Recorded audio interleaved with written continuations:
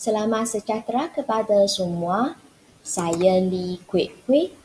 Boleh panggil saya Miss Lee. Video ini adalah berkenaan dengan bab 6 struktur pasaran.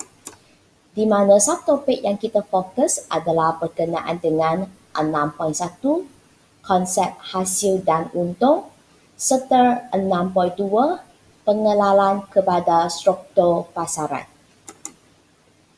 Okey, jadi berkenaan dengan struktur pasaran ini, dia mempunyai 5 subtopik yang utama. Yang pertama, 6.1 konsep hasil dan untung, 6.2 pengenalan struktur pasaran, 6.3 pasaran persaingan sempurna, 6.4 monopoli dan 6.5 monopolistik. Jadi sekarang marilah kita tengok apa itu konsep hasil dan untung. Berkenaan dengan konsep hasil dan untung, dia pecah kepada 2 subtopik kecil lagi, di mana ia adalah terdiri daripada hasil dan untung serta untung ekonomi dan untung perakaunan. Jadi marilah kita tengok apa itu hasil dan untung. Hasil, definisi dia.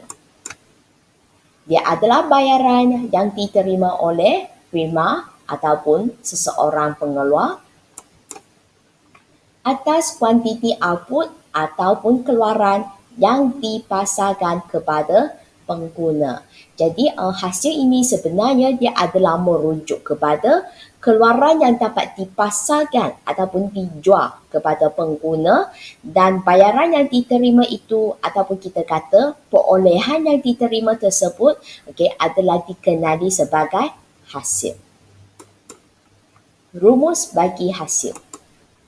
Jumlah hasil sama dengan harga darab dengan kuantiti, di mana dia boleh diringkaskan sebagai TR.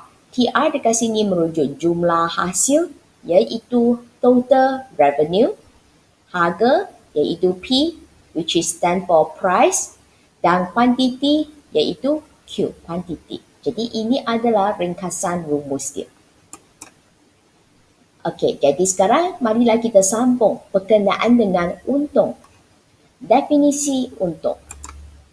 Dia adalah ganjaran kepada usahawan yang sanggup menanggung risiko. Jadi ini merupakan salah satu ciri bagi usahawan. Di mana kita kata bahawa usahawan menggabungkan semua input. Input dekat sini dia adalah merujuk kepada faktor pengeluaran yang terdiri daripada tanah, buruh dan modal. Di mana usahawan akan gabungkan semua input tersebut, dan kemudian tujuan dia adalah untuk ataupun kita kata demi menghasilkan barang dan perkhidmatan. Jadi itu adalah definisi bagi untung. Sambung dengan rumus. Rumus untung sama dengan jumlah hasil tolak jumlah kos. Jadi pelajar sudah tahu apakah rumus jumlah hasil kan? Iaitu P darab Q.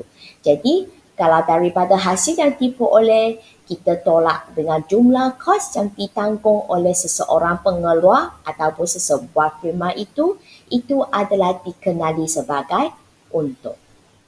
Jadi untung juga boleh ditulis sebagai TR iaitu jumlah hasil, total revenue, tolak dengan TC. TC dekat sini merujuk kepada jumlah kos iaitu total cost. So ingat, rumus untung juga boleh diringkaskan sebagai TR tolak TC. Jadi selesailah untuk bahagian hasil dengan untung. Jadi sekarang kita akan teruskan dengan untung perakaunan dan untung ekonomi. Adakah anda masih ingat tentang kos eksplisit dan kos implisit? Subtopik kecil ini anda sebenarnya telah belajar dalam bab 5. Cuma sekarang kita akan ulang kaji sikit bahagian ini sebelum kita teruskan dengan untung perakaunan dan untung ekonomi. Kos eksplisit juga dikenali sebagai kos nyata ataupun kos nampak. Masih ingat Mr. Tony ni? Okey, jadi kita cuba tengok apa ceritanya ya. Okey, ini sebagai ulang kaji. Okey, cost explicit. Okey, dekat sini kita kata bahawa Mr. Tony ini dia sebenarnya merupakan seorang pengeluar. Okey, jadi dekat sini dia kena tanggung bayaran-bayaran tertentu. Misalnya upah. Okey, upah ini adalah ganjaran kepada buruh. Jadi setiap bulan dia kena tanggung bayaran upah sebanyak 10,000. Selain daripada itu, dia juga kena menanggung kos iaitu bil elektrik dan air. Dan bil yang ditanggung bagi elektrik dan air ini satu bulan adalah sebanyak 3,000. Selain daripada itu, Mr. Tony juga kena membayar sewa. Jadi bayaran sewa bulanan dia adalah sebanyak 8,000. Okey, jadi kos eksplisit iaitu kos nampak yang ditanggung oleh Mr. Tony adalah upah tambah dengan bil elektrik dan air serta sewa. Jadi jumlah dia akan sama dengan RM21,000. Jadi itu adalah kos eksplisit yang perlu ditanggung oleh Mr. Tony. Ingat, dia adalah kos nyata, ataupun kos nampak. Berkenaan dengan kos implisit pula, dia adalah dikenali sebagai kos tersembunyi, kos lepas ataupun kos tak nampak. Jadi yang ini juga sama, kita pernah bincang dekat bab 5 punya, sekarang sebagai ulang kaji sikit. Jadi Emma adalah pegawai bank. Kita cuba tengok. Gaji ataupun upah tahunan bagi Emma adalah sebanyak 48,000. Jadi kalau kita nak kira upah secara bulanan itu, kita akan bahagi dengan 12. Dengan demikian, gaji bulanan Emma adalah sebanyak 4,000. Dan sekarang Emma ingin meletakkan jawatan sebagai seorang pegawai bank kerana beliau ingin memulakan perniagaan sendiri dengan menjual nasi lemak. Jadi dekat sini ada beberapa kos yang telah dilepaskan oleh Emma. Kita cuba tengok. Yang pertama itu adalah berkenaan dengan gaji yang dilepaskan. Jadi dekat sini gaji yang dilepaskan oleh Emma adalah sebanyak 4,000 sebab apabila dia memulakan perniagaan untuk menjual nasi lemak, setiap bulan beliau kena melepaskan gaji sebanyak 4,000 yang berperanan sebagai seorang pegawai bank. Selain daripada itu, kalau Emma ingin memulakan perniagaan, dia mesti ada modal tertentu kan? Jadi modal dekat sini yang ada adalah sebanyak 30,000 yang selama ini memang disimpan di bank. Jadi kadar faedah yang ditawarkan oleh pihak bank adalah sebanyak 4% bagi setahun. Jadi dengan modal sebanyak 30,000, 4% itu sebenarnya adalah merujuk sebanyak 1,200. Satu tahun, Emma sepatutnya boleh terima faedah sebanyak 1,200. Katakan kita nak hitung secara bulanan, kita akan bahagi dengan 12. Di mana kita guna 1,200 bahagi dengan 12, maka ia akan sama dengan 100. Jadi sekarang disebabkan Emma ingin mengeluarkan modal daripada bank, maka setiap bulan dia sekarang tak akan terima faedah sebanyak RM100 ini. Jadi itu merupakan faedah yang dilepaskan. Dekat sini Miss pun tulis sebanyak 100. Selain daripada itu, sebelum ini dia ada bangunan ataupun kita kata kedai yang dimiliki oleh dia sendiri. Sebelum Emma memulakan perniagaan sebagai seorang peniaga, memang kedai ini disewakan kepada pihak yang ketiga. Jadi, sewa bulanan dia adalah sebanyak 1,500. Disebabkan sekarang, Emma ingin menggunakan kedai ini untuk memulakan perniagaan sendiri, maka sewa yang dilepaskan adalah sebanyak 1,500. So bermaksud sekarang Emma tidak akan dapat sewa sebanyak 1,500 dah. Jadi itu sebenarnya adalah merujuk bahawa kos-kos yang dilepaskan. Maka jumlah kos implisit dia adalah sebanyak 5,600. Jadi ingat, kos implisit ini sebenarnya dia adalah merujuk bahawa faktor pengeluaran yang dimiliki oleh pemilik sendiri. Okey, jadi setelah memahami berkenaan dengan kos eksplisit dan kos implisit ini, barulah kita tengok apa itu untung perakaunan. Definisi dia. Untung perakaunan adalah untung yang diperoleh bagi sesebuah firma ataupun seseorang pengeluar tanpa kos eksplisit daripada jumlah hasil. Okey, jadi tadi pelajar pun sudah tahu bahawa untung itu sama dengan TR tolak TC kan, iaitu jumlah hasil tolak jumlah kos. Tetapi kos yang dekat sini dia adalah merujuk kepada kos eksplisit. Okey, maka rumus bagi untung perakaunan sama dengan jumlah hasil tolak kos eksplisit. Sambung dengan untung ekonomi. Definisi dia. Untung ekonomi adalah untung yang diperoleh sesebuah firma ataupun seseorang pengeluar tanpa kos eksplisit dan kos implisit daripada jumlah hasil. Okey, juga sama, untung itu adalah TR tolak TC, iaitu jumlah hasil tolak jumlah kos. Tetapi untuk untung ekonomi ini, rumus dia akan jadi untung ekonomi sama dengan jumlah hasil tolak kurungan kos eksplisit tanpa kos implisit. Okey, jadi itu adalah rumus bagi untung ekonomi. Okey, dengan demikian selesailah subtopik yang berkenaan dengan 6.1 konsep hasil dan untung. Jadi sekarang kita akan masuk tentang 6.2 iaitu pengenalan struktur pasaran. Pengenalan struktur pasaran. Okey, jadi untuk maklumat pelajar, pasaran ini adalah terdiri daripada dua pasaran yang utama iaitu pasaran persaingan sempurna dan lagi satu adalah pasaran persaingan tak sempurna. Jadi bagi yang tak sempurna punya, dia adalah terdiri daripada monopoli dan lagi satu pasaran adalah monopolistik yang juga dikenali sebagai bermonopoli.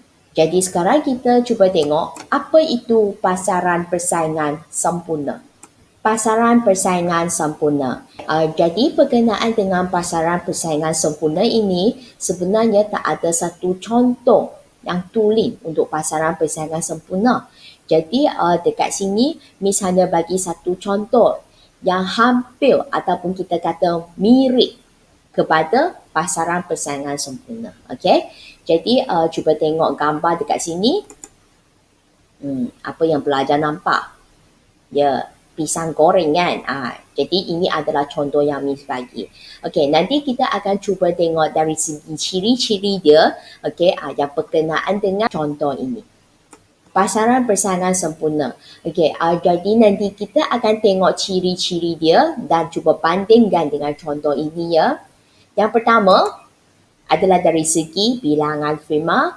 Jadi kita boleh dapati bahawa memang terdapat ramai pengeluar yang menjual pisang goreng kan. Itu adalah ciri yang utama. Yang kedua, jenis barang. Jadi kita kata barang dia adalah bersifat homogen, semua sama sahaja pisang goreng ini. Okey, dan juga boleh dikenali lah sebagai pengganti sempurna. Sambung dari segi kebebasan keluar masuk firma. Okey, jadi kebebasan keluar masuk firma ini sebenarnya dia adalah merujuk sama ada sesebuah firma ataupun seseorang pengeluar dia boleh menjalankan perniagaan untuk menjual pisang goreng ke tidak ni. Ada kebebasan kan? Siapa-siapa saja pun boleh menjual pisang goreng ini. Okey, lepas tu kalau tak nak boleh keluar saja daripada pasaran ini. Dengan demikian kita kata bahawa wujudnya kebebasan keluar masuk firma ke dalam pasaran. Jadi dia adalah bebas lah. Sambung dari segi kuasa penentu harga. Okey, jadi peranan bagi Prima dalam pasaran persaingan sempurna, dia sebagai penerima ataupun pengambil harga sahaja. So bermaksud pasaran telah tetapkan harga itu berapa, jadi Prima akan terima sajalah ataupun ambil harga saja, okey, daripada pasaran tersebut. Sambung, aktiviti persaingan bukan harga. Okey, aktiviti persaingan bukan harga, sudah kata persaingan bukan harga. Maksudnya dia bukan bersaing dari segi harga. Dengan reti kata lain, dia adalah bersaing dari aspek yang lain. Misalnya, mungkin dari segi pengiklanan ke. Okey, jadi ingatlah, contoh bagi persaingan bukan harga ini adalah misalnya pengiklanan. Adakah pengeluar yang menjual pisang goreng ini membuat pengiklanan ke? Ya, jarang kan? Ataupun sehingga tiada pun. Jadi, aktiviti persaingan bukan harga tiada ataupun tidak wujud bagi pasaran persaingan sempurna. Jadi, itu adalah ciri yang secara umum sahaja. Okey, seterusnya kita sambung berkenaan dengan pasaran monopoli. Pasaran monopoli.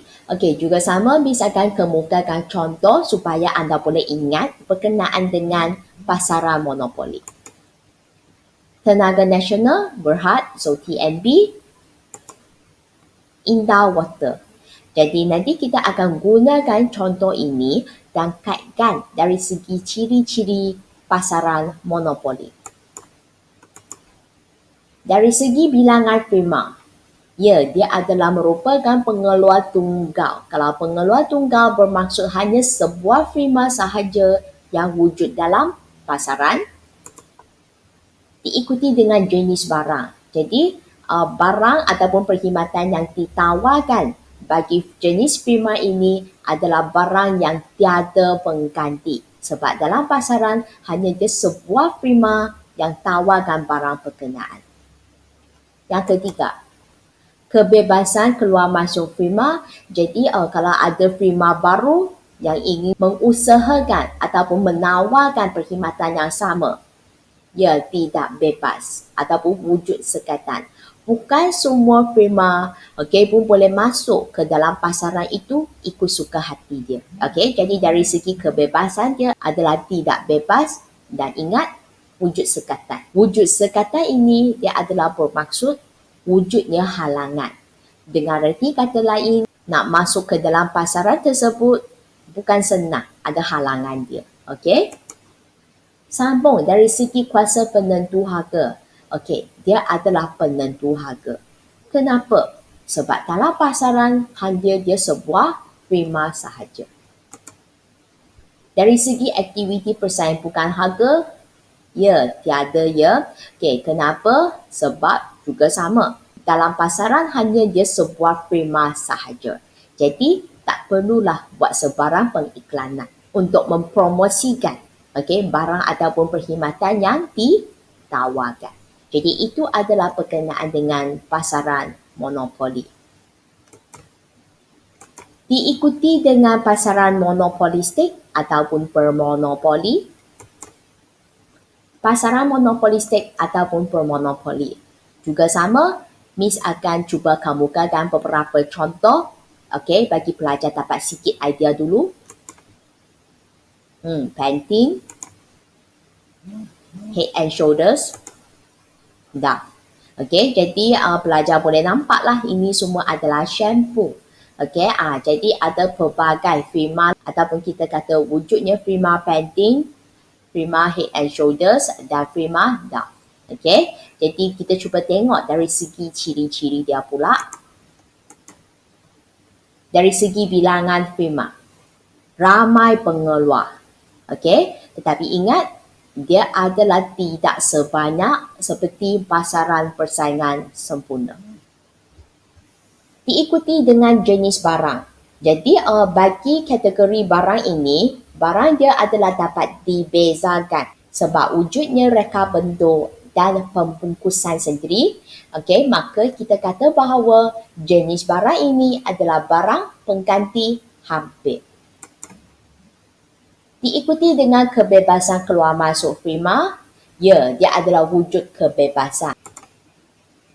Pasal penentu harga, jadi untuk pasaran monopolistik ini, dia mempunyai sedikit kuasa untuk menentukan harga. Sedikit kuasanya kalau berbanding dengan pasaran monopoli.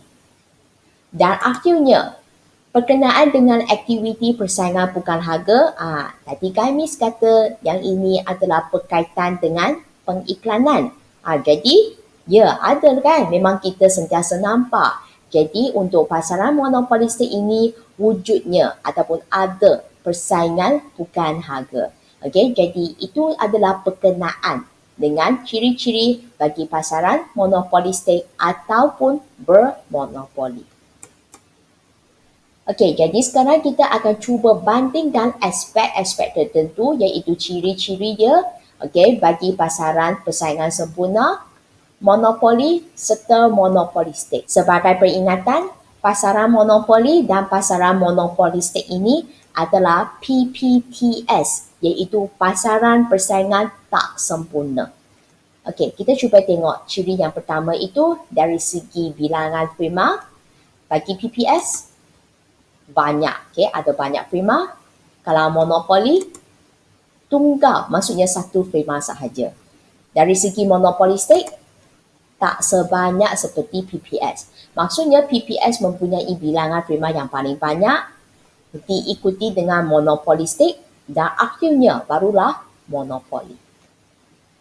Diikuti dengan ciri yang kedua iaitu dari segi jenis barang. PPS, barang yang dihasilkan adalah bersifat homogen ataupun dikenali sebagai pengganti sempurna. Bagi monopoli, ya, tiada pengganti ya.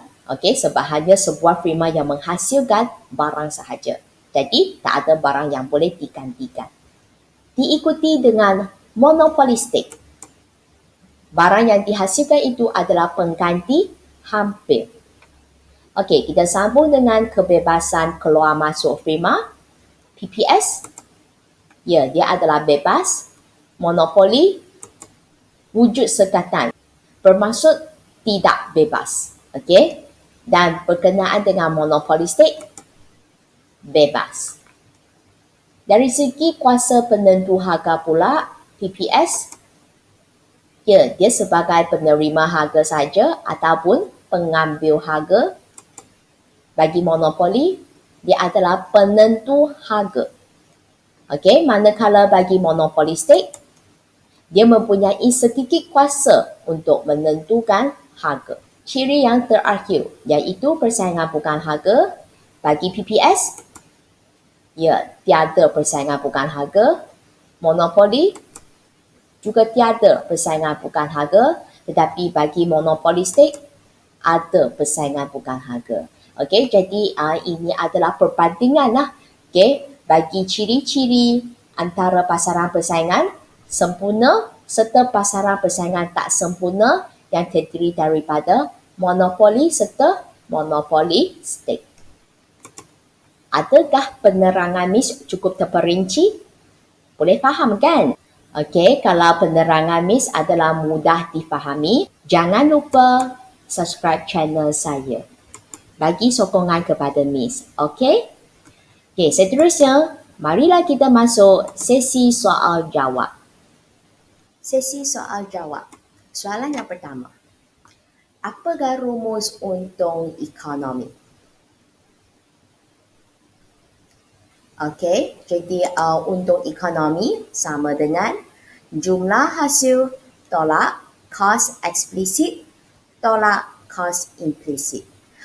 Selain daripada itu, kita juga ada satu jawapan lagi, ataupun sama dengan jumlah hasil tolak kurungan kos eksplisit tambah kos implisit. Jadi itu adalah rumus bagi untung ekonomi. Sekarang kita cuba tengok soalan yang seterusnya. Padankan antara satu sama lain. Kita cuba tengok apa yang perlu dipadankan. Pasaran persaingan sempurna, pasaran monopoli, dan lagi satu, pasaran bermonopoli. Okey, jadi sekarang yang padan dan itu adalah berkenaan dengan ciri-ciri dia. Kita cuba tengok ciri yang pertama. Wujudnya persaingan bukan harga, pengganti sempurna dan akhirnya prima tunggal. Okey, jadi pelajar diminta padankan antara satu sama lain. Cuba fikirkan jawapan anda.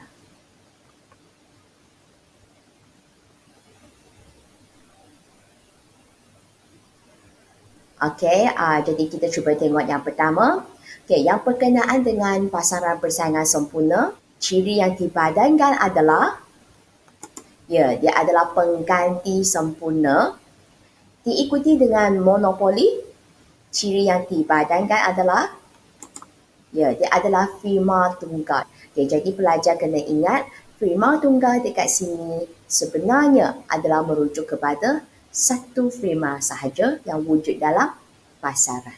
Okey, yang terakhir, bermonopoli, ciri yang dipadankan adalah wujudnya persaingan bukan harga. Jadi ingat, persaingan bukan harga ini contoh seperti pengiklanan lah. Jadi setakat ini sajalah untuk sesi soal jawab kita. Okey? Dengan demikian, selesailah subtopik yang berkenaan dengan 6.1, konsep hasil dan untung, serta 6.2, pengenalan struktur pasaran. Jadi untuk video yang seterusnya, Miss akan fokus tentang 6.3, iaitu pasaran persaingan sempurna, PPS. Sekiranya anda suka video ini, ingat subscribe channel saya dan jangan lupa tekan notification bell ini, like serta sharekan video ini kepada rakan-rakan anda. Dan jangan lupa kalau terdapat sebarang pertanyaan, boleh tinggalkan soalan anda pada ruangan komen. Nanti Miss akan cuba balas komen anda. Saya Lee Kwek Hui, saya merupakan pensyarah ekonomi dari College Matrikulasi Perak. Saya juga merupakan peserta bagi Akademi YouTuber Guru Malaysia. Terima kasih diucapkan kerana memberi sokongan kepada saya. Kita jumpa lagi pada video yang seterusnya. Sekian, terima kasih.